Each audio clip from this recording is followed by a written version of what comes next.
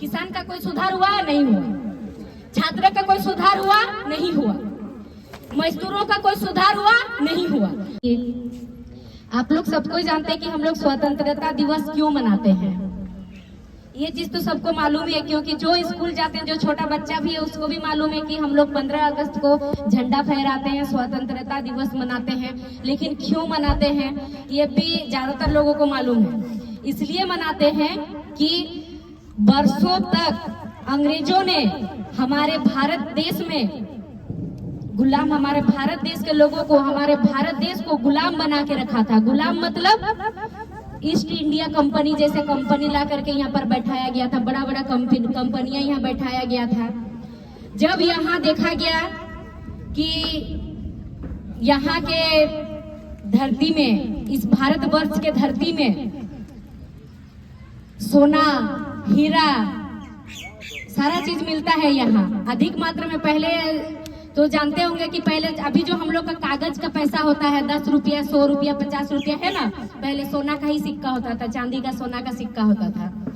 तो ये सबको देखते हुए वो लोग आए और सबसे पहले यहाँ पर देखे कि यहाँ बहुत ज्यादा यूनिटी था। यूनिटी मतलब होता था कि गांव में अगर मान लीजिए कि किसी का घर में कुछ समस्या हुआ तो सबसे पहले ग्राम सभा होता था ना। तो ये सबको वो लोग सबसे पहले तोड़ने का काम किए और यहाँ पर वो लोग धीरे धीरे करके यहाँ पर अपना शासन व्यवस्था वो लोग बनाए, यहाँ पर वो लोग शासन करने लगे। और यही सब के खिलाफ में हमारे जो पूर्वज हैं, जैसे भगत सिंह हुए, राजगुरु हुए, इन लोग जो शहीद हुए हैं, इन लोग को जो फांसी पे चढ़ाया गया है आज, क्यों? क्योंकि वो लोग गलत के विरोध में वो लोग आवाज उठाए। वो लोग एक आजाद भारत का सपना देखे कि हमारा भारत स्वतंत्र हो, हम लोग स्वतंत्र हो, हम लोग को गुलामी में रहना ना पड़े। महात्मा गांधी के विचारधारा जो उन्होंने अकेले चल करके लोगों को एकत्रित किया। झांसी की रानी जिन्होंने जब उनके राज्य में, जब वहां कब्जा करने लगे उनका राज्य को, तब उन्होंने तलवार पकड़ा अपना बच्चा को पीठ में बांध के। और इतना ही नहीं, हमारे झारखंड राज्य में देखिए आज रघुनाथ महतो, चानकू महतो, बिरसा मुंडा, भगवान, जिनको हम लोग भगवान बिरसा मुंडा, जिनके जन्मदिन पर हमारा झारखंड अलग राज्य हुआ है, भगवान बिरसा मुंडा, सिद्धू कान्हू, और जो यहाँ की बेटियां, इस झारखंड राज्य की बेटियां फूलो छानो भी उस अंग्रेजों के खिलाफ लड़ी थी। जो अंग्रेज यहाँ पर आकर के जमीन को कब्जा करके लेते थे, बड़ी बड़ी कंपनियां बैठाते थे, इनके खिलाफ वो लड़ी थी। जो लगान लगाया जाता था, लगान के खिलाफ भी वो लोग लड़े थे। लगान यानी कि अभी वही चीज हो रहा है, टैक्स के रूप में, बस खाली नाम थोड़ा सा चेंज हुआ है। पहले उसको लगान बोल के बोलते थे, अभी टैक्स। थोड़ा बहुत इंग्लिश तो घुस ही रहा है, इसीलिए अभी टैक्स के रूप में लिया जा रहा है। तो उसके विरोध में वो लोग लड़े थे, अपना जान गंवा बैठे हैं। तो क्या आज हम लोग उनके बलिदान को भूल चुके? नहीं, उन लोगों के बलिदान, वो लोग बलिदान दिए तभी हमारा भारत वर्ष आजाद हुआ। और हम लोग स्वतंत्रता दिवस मनाते हैं, अपना स्वाधीनता दिवस मनाते हैं। लेकिन इस चीज को हम लोग को नहीं भूलना चाहिए, उन लोग के बलिदान को नहीं भूलना चाहिए। लेकिन इस चीज को देखिएगा, उन लोग का बलिदान आज पूंजीपाती लोगों द्वारा व्यर्थ किया जा रहा है। मेरा बात कड़वा है लेकिन सत्य है। पूंजीपाती लोगों द्वारा व्यर्थ इसलिए किया जा रहा है, पहले ईस्ट इंडिया कंपनियां करके भारत में कंपनी बैठाने का कोशिश कर रहा था और यहाँ के लोग शहीद हुए, उसके खिलाफ में आवाज उठाए, उनके गलत नीतियों के खिलाफ में आवाज उठाए। उसी टाइम वो लोग यहाँ पर शासन व्यवस्था बनाए। पहले यहाँ IAS IPS नहीं था, ये IAS IPS उनके ही द्वारा बनाया गया है। फिर जब हमारा यहाँ पर संविधान बना तो संविधान में यहाँ का व्यवस्था को ठीक रखने के लिए उस IAS IPS को भी यहाँ पर रखा गया। लेकिन कानून व्यवस्था में थोड़ा सा सुधार किया गया था, अलग किया गया था, लेकिन उस चीज को नहीं माना जा रहा अभी भी। भारत का गुलाम झारखंड में अभी क्या हो रहा है, किसान अगर है, किसान का कोई सुधार हुआ नहीं हुआ, छात्र का कोई सुधार हुआ नहीं हुआ, मजदूरों का कोई सुधार हुआ नहीं हुआ।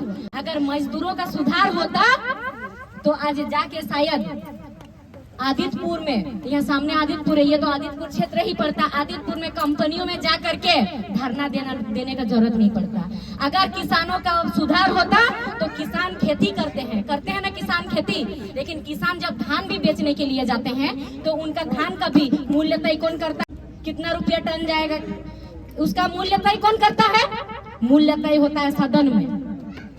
लेकिन जब कंपनी का एक प्रोडक्ट तैयार होता है और उस प्रोडक्ट का मूल्य तय होता है तो उस कंपनी का मालिक से पूछा जाता है। तो किसान जब खेती करते हैं, अन्नदाता है, तो किसान से क्यों नहीं पूछा जाता कि उसका धान का कीमत कितना होगा वो बेचेंगे तो?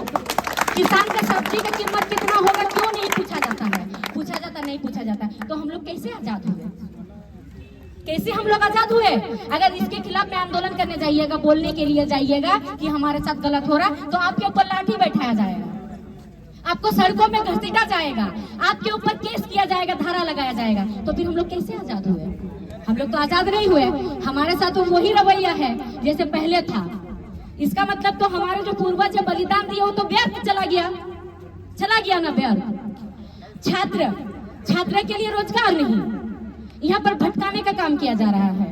छात्र अगर रोजगार मांगने जा रहे तो उस पर लाठी बैठाया जा रहा है, उसको दर दर भटकाया जा रहा है, सड़कों में घसीटा जा रहा है, उसके ऊपर धारा लगाया जा रहा है। यह चीज तो पहले भी हो रहा था। तो फिर हम लोग कैसे आजाद हुए? हम लोग कैसे स्वतंत्र हुए? हम लोग कैसे स्वाधीनता हुए? नहीं हुए। अगर मजदूर काम मांगने के लिए जाता है तो मजदूर के ऊपर केस किया जाता है। संविधान में लिखा तो बहुत अच्छा चीज है। अगर संविधान में लिखा हुआ चीज से ही हमारा भारत देश, हमारा झारखंड राज्य बदलने वाला नहीं है। वो चीज को, संविधान को फॉलो करने के लिए वहाँ पर सही लोगों का जाना सबसे ज्यादा जरूरी है। वहाँ अगर सही लोग हम लोग पहुँचाएंगे तभी हमारा पूरा संविधान से हमारा राज्य सुधरेगा, हमारा भारत सुधरेगा, हमारा झारखंड सुधरेगा, भारत सुधरेगा। अगर वहाँ सही लोग नहीं जाएंगे तो वो संविधान का गलत प्रयोग, दुरुपयोग होगा। और जो चीज अभी होता हुआ दिख रहा है, कौन सा संविधान में लिखा हुआ है, कौन सा पेज में लिखा हुआ है, कहाँ पर लिखा हुआ है, कौन सा आर्टिकल में लिखा हुआ है जो कि अगर छात्र या फिर किसान या फिर मजदूर अगर अपना हक के लिए आवाज उठाने आए, आंदोलन करने आए तो उसके ऊपर धारा लगाया जाए, झूठा आरोप लगाया जाए, उसको लाठी बैठाया जाए? कहाँ लिखा हुआ है? मेरा बात लगेगा कड़वा, बहुत कोई सुनेंगे शायद सोशल मीडिया के माध्यम से भी, तो बहुत किसी को लगेगा कि ये 15 अगस्त स्वतंत्रता दिवस के दिन इस तरह से बातें बोल रही है, लेकिन ये सत्य है। एक बार इस चीज को देखिएगा, एक बार समझिएगा बढ़िया से कि हमारे साथ हो क्या रहा है। जो पूंजीपति लोग हैं उनके लिए कोई दिक्कत नहीं है, उनके लिए सब ठीक है। अगर गलत हो रहा तो मध्यम वर्ग परिवार के लोग जैसे हम लोग हैं, जो गरीब परिवार के लोग हैं जैसे हम लोग हैं, हमारे साथ गलत हो रहा है। हमारा जो मतदान है उसका भी गलत इस्तेमाल किया जा रहा है। जो यहाँ हमारे पूर्वज जो शहीद हुए, इतना जिनको फांसी पे चढ़ाया गया, उनका इस शहीद को ये व्यर्थ में चला जा रहा है। तो इसलिए इस युवा पीढ़ी से मैं यही कहूंगी कि हम लोगों को भगत सिंह के विचारधारा पे चलना चाहिए, क्योंकि जब तक हम लोग आवाज नहीं उठाएंगे, जब तक अपना अधिकार के लिए हम लोग सामने नहीं आएंगे, शायद हम लोगों को मिलने वाला नहीं है। और मैं जितने अभिभावक समान है उन लोग से भी मैं यही कहूंगी कि हम लोगों को बहुत कुछ ऐसा है जो कि हम लोग को जानकारी नहीं भी है, क्योंकि हर किसी को हर चीज का जानकारी नहीं होता। तो जितने भी अभिभावक समान है सबसे मैं यही विनती करूंगी कि आप लोग हम लोगों को मार्गदर्शन दीजिए, हमारा मार्गदर्शन कीजिए, हमें सही रास्ते पे लेके चलिए, हमें सही चीज को दिखाइए, हमें सही चीज बताइए, ताकि हम लोग खुद के लिए लड़ सके, हम लोग खुद का स्वाभिमान को बचा सके। खुद का मतलब हम सबका, हम लोगों का स्वाभिमान को हम लोग बचा सके, हमारे जंगल जमीन को हम लोग बचा सके, जिसके लिए आज भगवान बिरसा मुंडा, जिसके लिए फूलो जानो, सिद्धू कानू, रघुनाथ महतो, चांकू महतो ने अपना जान दिया है, इस चीज को हम लोग बचा सके। तो इसके लिए हम लोगों को, हमारे अभिभावक समान जितने भी है, सबका हम लोग को मार्गदर्शन चाहिए। और उससे बड़ा बात है कि देखिए, पहले वो लोग लड़ रहे थे हथियार लेकर के, लेकिन अभी हम लोग उस हथियार से तो नहीं लड़ सकते हैं, क्योंकि हमें पूंजीपति से बहुत कमजोर किया गया है, हमें आर्थिक से बहुत कमजोर किया गया है, हमारा आर्थिक स्थिति काफी खराब है। तो उन लोगों के पास बड़ा बड़ा गोला बारूद है, हम लोग उस चीज से नहीं लड़ सकते हैं। हम लोग लड़ सकते हैं सिर्फ और सिर्फ एकमात्र हमारे पास हथियार है जो कि बाबा साहब ने दिया है, वोटर कार्ड। संविधान ने जो हमको हथियार दिया है हम लोगों को, वोटर कार्ड, जिससे हम लोग अपना अंगूठा दबा करके, अपना मतदान दे करके, सही लोगों को चुन करके हमारे लिए, हमारे अधिकार के लिए लड़ने के लिए हम लोग सदन के अंदर भेजेंगे।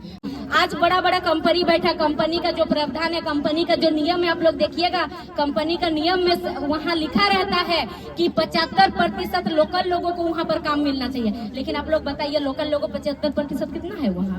हम लोग तो ये नहीं मांग रहे कि हमें आप इंजीनियर बना दीजिए। अरे भाई, जिसका जैसा डिग्री है आप वैसे दीजिए उसको वहाँ पर नौकरी। इंजीनियरिंग तो नहीं मांग रहे हम लोग वहाँ सुपरवाइजरी तो नहीं मांग रहे हैं। हम लोग तो नहीं बोल रहे हमें कि HR बना दीजिए। हम लोग तो यही बोल रहे हैं कि जिसका जैसे क्वालिफिकेशन है उसको आप वैसे वहाँ पर काम दीजिए, रोजगार दीजिए। लेकिन क्या किया जाता है? नहीं।